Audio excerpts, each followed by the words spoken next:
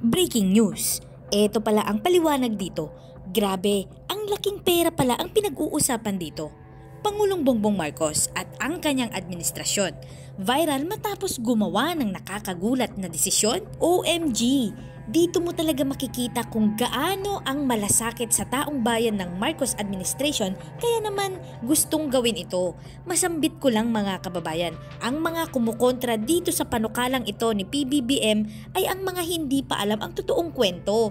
At ito pa mga kababayan, dahil sila patong reklamo ng reklamo kahit di pa naman tapos ang pinag-uusapan ng pamahalaan.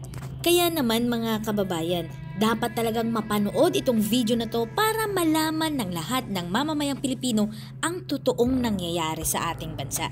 Grabe, paano na lang kaya kung hindi si PBBM ang naging presidente ng Pilipinas? Siguro sa malamang ay kulang pa din tayo sa impormasyon at mananatiling piling tao lamang ang makikinabang dito. Kaya naman mga kababayan, wag na natin itong patagalin pa. Samahan niyo ko at sabay-sabay nating alamin ang maiinit na balita sa araw na ito.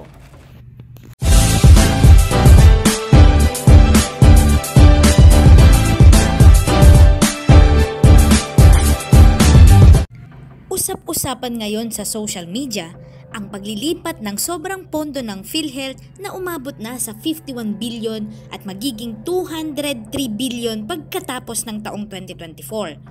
May panukala ang House of Representatives at ang ibang mga ahensya na gamitin ang pondo sa mga ibang proyekto ng bansa tulad sa food security, infrastruktura at iba pa. Ngunit may mga tumututol sa panukalang ito dahil daw kukunin sa mga kontribusyon ng mamamayang Pilipino ang perang pinag-uusapan dito.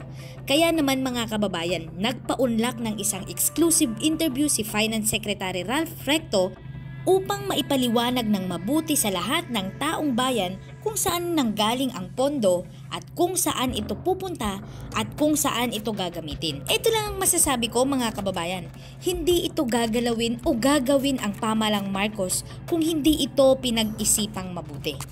Di mamatay-matay na issue yung tungkol ho sa paglilipat ng pondo ng PhilHealth na unang-una tinututulan ng mga health workers. Ngayon ang pinaka-latest ay mga 6 na dating mga naging hepe ng Department of Health ay tinututulan din nila ang paglilipat po ng naturang pondo. Hingi tayo ng paliwanag po kay Secretary Ralph Recto ng Department of Finance. Mr. Secretary, magandang umaga po. Salamat po. Magandang umaga, kabayan. Maraming salamat sa pagkakataong ito. Yun ho bang pinaplano natin na ilipat na pondo? Saan galing ho yung pera na yun? Bakit ho naipon? Galing po yung pera yan, dalawang ahensya yan. Isa yung PDIC. Kumuha tayo dyan dahil sabi sa atin ng Kongreso, inutusan tayo na tignan ninyo itong mga GOCC na to at maraming natutulog na pera para mapakinabangan, magamit natin sa mga iba't ibang pangangailangan ng ating pamahalaan. O galing sa PDIC yan at galing sa PhilHealth yung isa. Ang PhilHealth may mahigit 500 bilyong piso na nakatenga lang, natutulog, excess funds na posibleng paggamitan ng ibang mga proyekto ayon sa batas na ginawa ng Kongreso. Opo. Kailan pa ho itong pondo na ito na natulog? Yung 550 billion?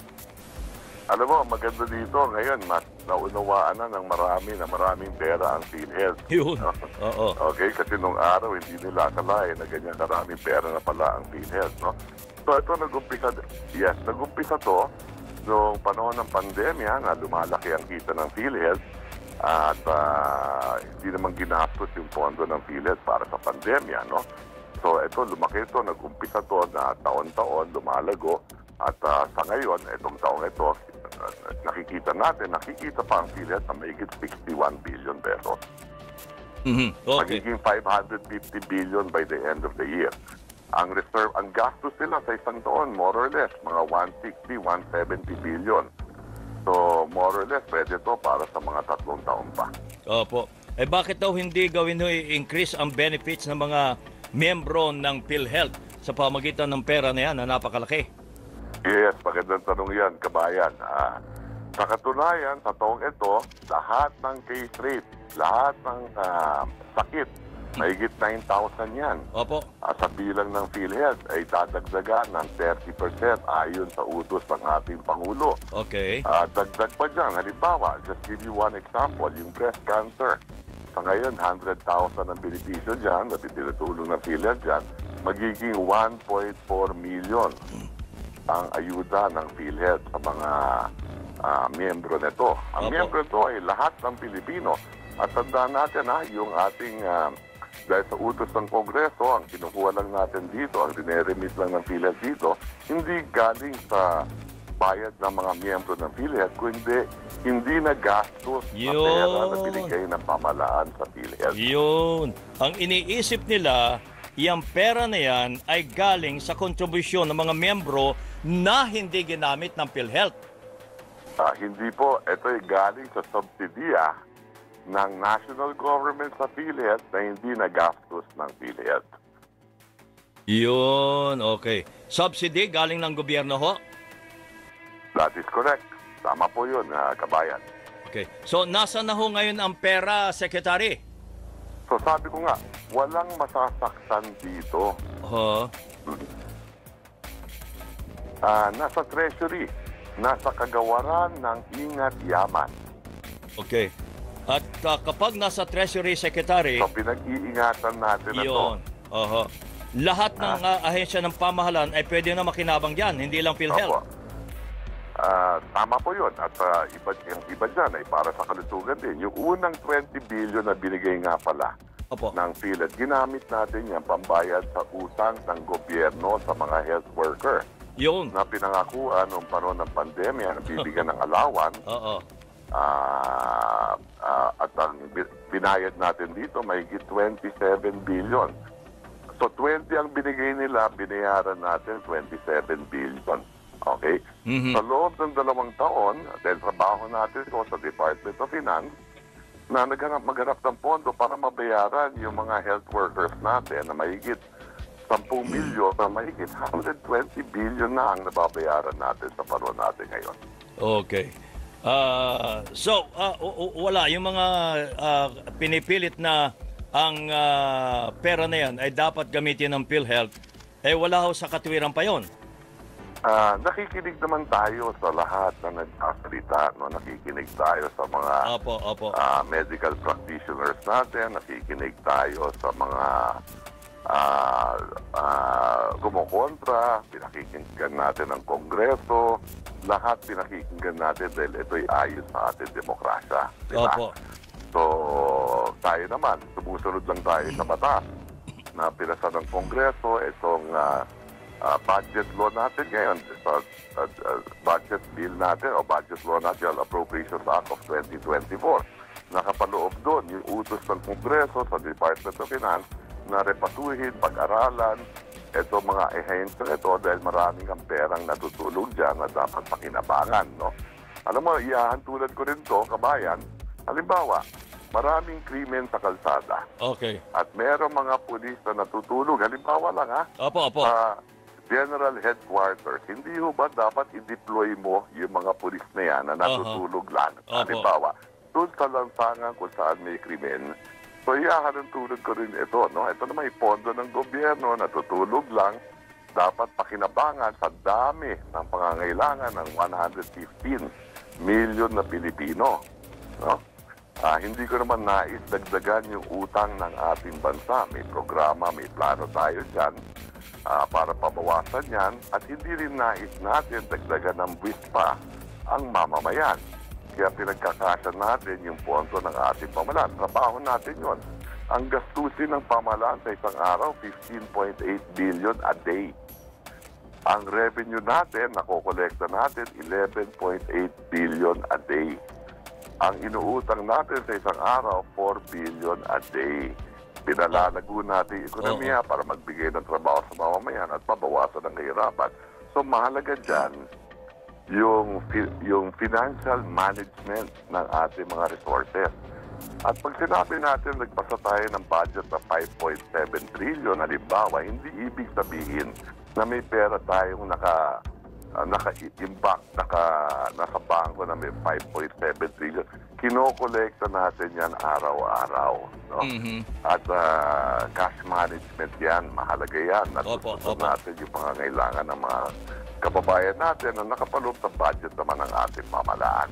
So, kung may perang natutulog, hindi napapakinabangan, sa dami ng pangangailangan, halimbawa sa edukasyon, sa kalusugan, sa infrastruktura, sa ayuda na dapat ibigay sa mga mamamayan natin, dapat gamitin natin yan ng gusto. Opo. So, malinaw ho dito, Secretary. At huwag dagdagan ang utang ng bansa o magdagdag ng panibagong twist. Okay. Ang malinaw ho dito na dapat malaman ng ating mga kababayan, ang pera na binabanggit ho natin na 550 billion pesos ay hindi galing sa kontribusyon ng mga miyembro ng PhilHealth, kundi ito ay galing sa subsidiya ng gobyerno. Ang nangyari po, hindi ginastos ng PhilHealth ang subsidy na ito, kaya nakatenga?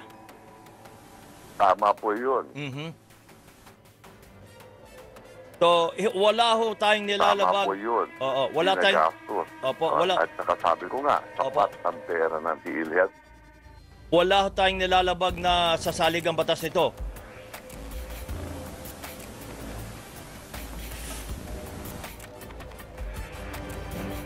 Meron ngayon na pinag-uusapan ngayon sa Korte Suprema yan. Meron batas tayo, yung Universal Healthcare Law. Tayo din na may akda niyan noong 2018. Okay? Ngayon naman, may bagong batas. Itong General Appropriations Act na kung saan inuutusan ang Department of Finance na tignan yung mga natutulog na pera sa iba-ibang ahensya, mga government corporations sa ating pamalaan para mapakinabangan. Kasama na nga dito yung PDIC at ang PhilHealth. No? So meron nag-o-oppose nito, pumunta sa Supreme Court at pinasasagot ngayon ang Kongreso, ang Senado at ang DOF o ang Executive. Bakit sinama ang Kongreso at ang Senado? Dahil sila ang nagbasa ng batas.